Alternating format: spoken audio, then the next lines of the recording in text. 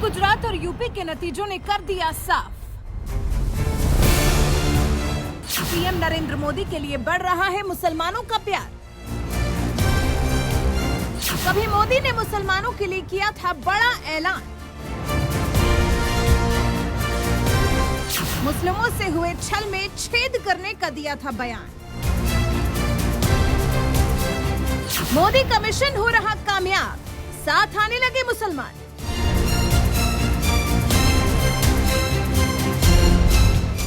दिल्ली, गुजरात हो या यूपी का जिला रामपुर, इन तीनों जगह हुए चुनाव के बाद जो नतीजे आए हैं वो चौंकाने वाले हैं, क्योंकि बीजेपी ने कई मुस्लिम बहुल सीटों पर भी जीत हासिल की है। आमतौर पर मुसलमानों को बीजेपी का वोटर नहीं माना जाता है, लेकिन इसके बावजूद बीजेपी का मुस्लिम बहुल इलाकों में भी सीट निकाल लेना चौंकाता है। कहीं ऐसा तो नहीं मुसलमानों के साथ होने वाले छल में छेद करने में मोदी कामयाब हो रहे हैं?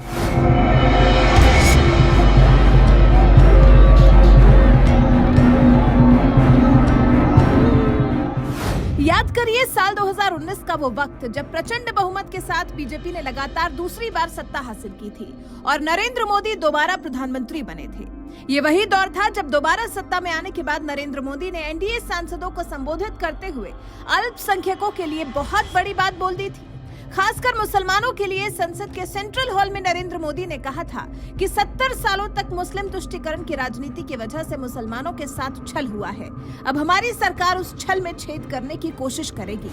जैसा देश के गरीबों के साथ हुआ है, वैसा ही छल इस देश की माइनॉरिटी के साथ हुआ है। दुर्भाग्य से देश की माइनॉरिटी को उस छल में, उस छलावे में ऐसा भ्रमित रखा गया है, उसको भयभीत रखा गया है। अच्छा होता उसकी शिक्षा की चिंता होती, अच्छा होता उसमें से सामाजिक सार्वजनिक जीवन के भिन्न भिन्न स्तर के लीडर पैदा होते, अच्छा होता समाज के अन्य वर्गों की बराबरी में उनका भी आर्थिक सामाजिक विकास होता। लेकिन वोट बैंक की राजनीति में एक छलावा, एक काल्पनिक भय, एक काल्पनिक वातावरण और डर का माहौल पैदा कर करके उनको दूर भी रखा, दबा करके भी रखा और सिर्फ चुनाव में उपयोग करने का खेल चला। 2019 में आज मैं एक जिम्मेवारी के साथ आपसे अपेक्षा करने आया हूं। अब जब संविधान को के सामने सर झुका करके आपके सामने खड़ा हुआ हूं, तब मैं आपसे आग्रह करूंगा कि हमें इस छल को भी छेद करना है।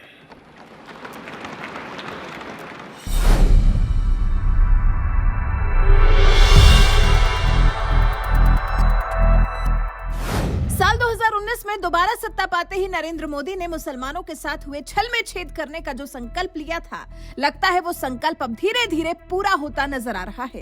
क्योंकि गुजरात, दिल्ली हो या फिर उत्तर प्रदेश, जिस तरह से मुसलमानों का वोट भी बीजेपी को मिल रहा है, वो बता रहा है कि मोदी सरकार पर धीरे धीरे ही सही मुसलमानों का भी भरोसा बढ़ रहा है। लोग सरकार पर विश्वास कर रहे हैं। दिल्ली एमसीडी चुनाव, ये बात तो आप भी जानते हैं कि गुजरात दंगे के बाद नरेंद्र मोदी का राजनीतिक करियर खत्म करने की तमाम कोशिशें की गईं। उनके खिलाफ प्रोपेगेंडा चलाया गया, उन्हें मुस्लिम विरोधी तक बता दिया गया। लेकिन देश की अदालत ने मोदी को गुजरात दंगे के आरोपों से बरी किया और आज वो जब प्रधानमंत्री हैं, तो उनकी सरकार ने सबका साथ, सबका विकास, सबका विश्वास के मंत्र के साथ सबका विश्वास जीतने का भी काम किया। यही वजह है कि राजधानी दिल्ली में हाल ही में हुए एमसीडी चुनाव में बीजेपी ने मुस्लिम बहुल इलाकों में भी जीत हासिल की। बीजेपी को मिला मुस्लिमों का प्यार। दिल्ली नगर निगम की 23 सीटों पर मुस्लिमों का दबदबा है। इनमें से 9 सीटों पर आम आदमी पार्टी ने जीत हासिल की। बीजेपी ने भी मुस्लिम बहुल 8 सीटों पर जीत हासिल की, जबकि कांग्रेस ने 23 में से 5 वार्डों में जीत हासिल की। एक सीट पर निर्दलीय उम्मीदवार को भी जीत हासिल हुई है। दिल्ली एमसीडी में 250 सीटें हैं, जिनमें से 23 सीटें मुस्लिम बहुल एरिया में हैं और इन 23 सीटों में से 8 सीटें जीतकर बीजेपी दूसरे नंबर पर रही। मुस्लिम बहुल एरिया में सबसे ज्यादा 9 सीटें जीतने वाली आम आदमी पार्टी को बीजेपी से सिर्फ 1 सीट ज्यादा मिली है। इसी से आप समझ सकते हैं कि दिल्ली के मुसलमान भी अब बीजेपी पर भरोसा जताने लगे हैं।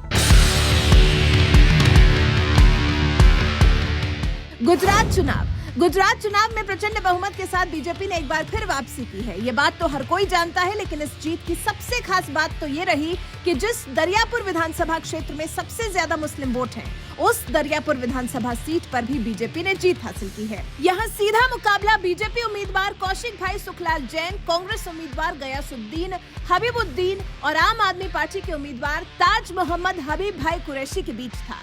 लेकिन जब नतीजे आए तो बीजेपी नेता कौशिक भाई सुखलाल ने सबको चौंकाते हुए मुस्लिम बहुल सीट पर भी पार्टी को जीत दिला दी। बीजेपी उम्मीदवार कौशिक भाई को 61,490 वोट मिले, कांग्रेस उम्मीदवार गयासुद्दीन को 56,005 वोट मिले, आप उम्मीदवार ताज मोहम्मद को 4,359 वोट ही मिले।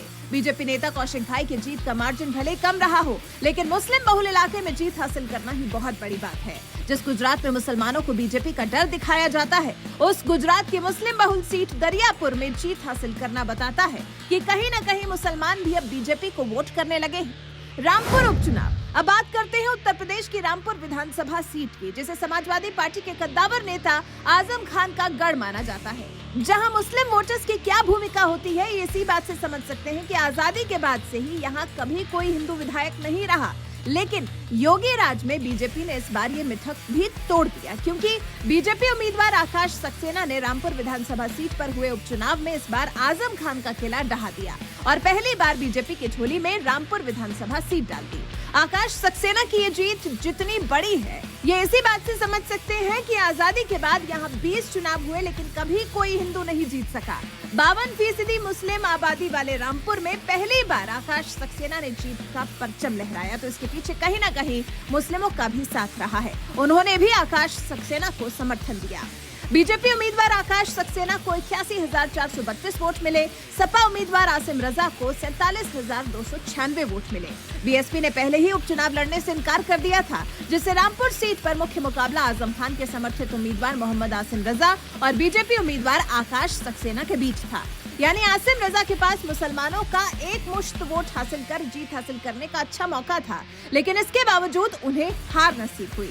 यानी मुसलमान इस बार आजम खान के आंसुओं के बहकावे में नहीं आए। उन्होंने बीजेपी पर भरोसा जताया और करीब 33,000 वोट से आकाश सक्सेना को जीत दिलाई।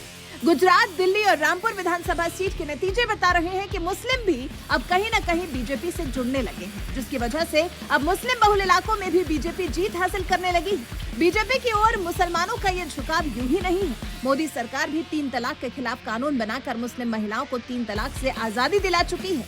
यहाँ तक कि खुद पीएम मोदी का संकल्प है कि इस देश के मुसलमानों के एक हाथ में कुरान हो तो दूसरे हाथ में कंप्यूटर। यानी उनकी सरकार मुसलमानों के बेहतर भविष्य के लिए लगातार काम कर रही है, जिसका असर अब चुनावों में भी दिखने लगा है। और ऐसा लग रहा है कि कहीं न कहीं पीएम मोदी की सरकार मुसलमानों के साथ होने वाले छल में छेद करने में कामयाब हो रही है।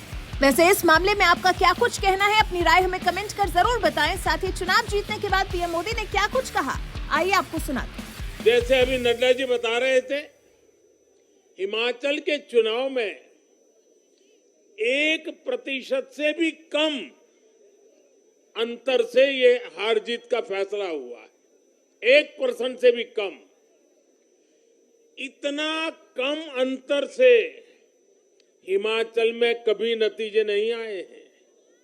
हिमाचल में हर 5 वर्ष में सरकारें बदली हैं, लेकिन हर में जब बदलाव हुआ है, कभी 5%, कभी 6%, कभी 7%। जीतने वाले और हार वाले के बीच में अंतर रहा है। इस बार 1% से भी कम। इसका मतलब है कि जनता ने भी भारतीय जनता पार्टी को विजय बनाने के लिए भरसक प्रयास किया है। मैं हिमाचल की जनता को आश्वस्त करता हूं कि भाजपा भले ही 1% से पीछे रह गई, लेकिन विकास के लिए हमारी प्रतिबद्धता 100% रहेगी।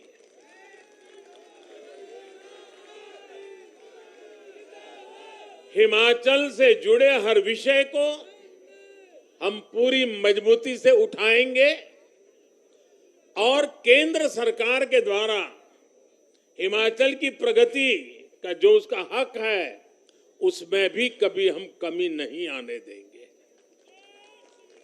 अभी जो मैंने दिल्ली का वर्णन सुना कि किस प्रकार से दिल्ली कॉरपोरेशन को विफल करने के इरादे से जनता के साथ धोखा किया गया, ये काम हम नहीं करते हैं। हम हिमाचल की प्रगति के लिए भी भारत सरकार की प्रतिबद्धता वैसी ही बनी रहेगी। साथियों, बीजेपी को मिला जन समर्थन इसलिए भी महत्वपूर्ण है क्योंकि ये ऐसे समय में आया है जब भारत अमृत काल में प्रवेश कर चुका है। ये दिखाता है कि आने वाले 25 साल सिर्फ और सिर्फ विकास की राजनीति के ही है। भाजपा को मिला जन समर्थन नए भारत की आकांक्षाओं का प्रतिबिंब है। भाजपा को मिला जन समर्थन भारत के युवाओं की युवा सोच का प्रकटीकरण है। भाजपा को मिला जन समर्थन गरीब, दलित, वंचित, पिछड़े, शोषित, आदिवासियों के सशक्तिकरण के लिए है। लोगों ने भाजपा को वोट दिया क्योंकि भाजपा का हर सुविधा को प्रत्येक गरीब, मध्यम वर्गीय परिवार तक जल्द से जल्द पहुंचाना चाहती है। लोगों ने भाजपा को वोट दिया क्योंकि भाजपा देश के हित में बड़े से बड़े और कड़े से कड़े फैसले लेने का दम रखती है।